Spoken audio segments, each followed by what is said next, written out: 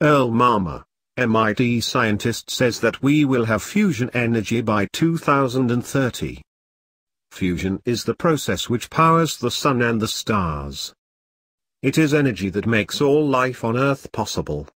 It is called fusion because the energy is produced by fusing together light atoms, such as hydrogen, at the extremely high pressures and temperatures which exist at the center of the sun. At the high temperatures experienced in the sun, any gas becomes plasma, the fourth state of matter, solid, liquid, and gas being the other three. Earl Marmar, MIT's Alcator-CMOD tokamak fusion project, said that we could potentially have nuclear fusion powering electric grids by the 2030s, that is, if we continue to pursue research aggressively. In the continuous pursuit of a truly renewable and clean energy source, nothing compares to nuclear fusion. Although scientists have already found ways to harness the energy from the reaction that powers stars, it hasn't been an easy feat.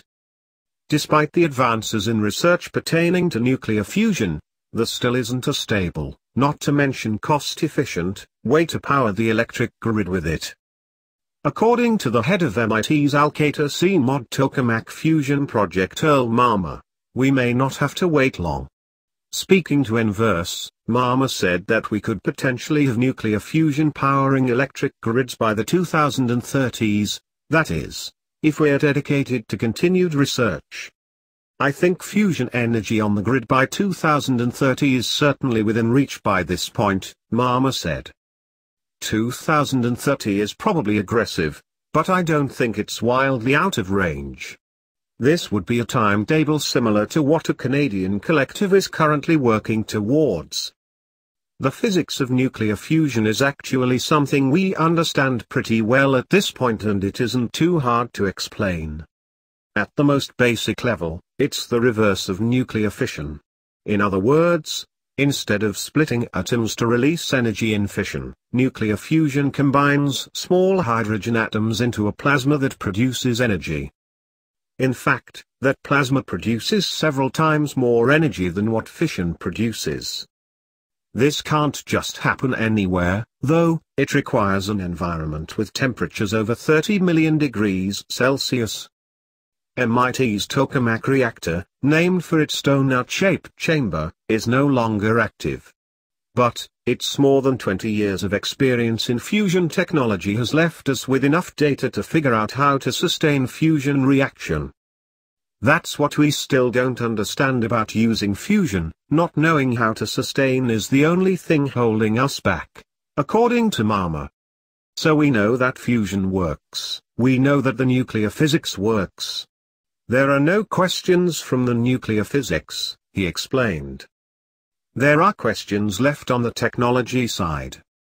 There have been solutions proposed to stabilize nuclear fusion, many of which are currently in the works.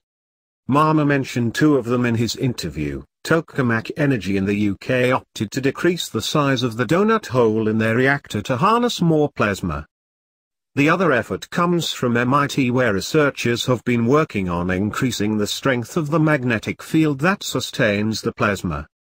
An international effort funded by 35 countries is also working on ITER, the world's largest fusion experiment. For Marmar, the pressure exists even outside the reactors.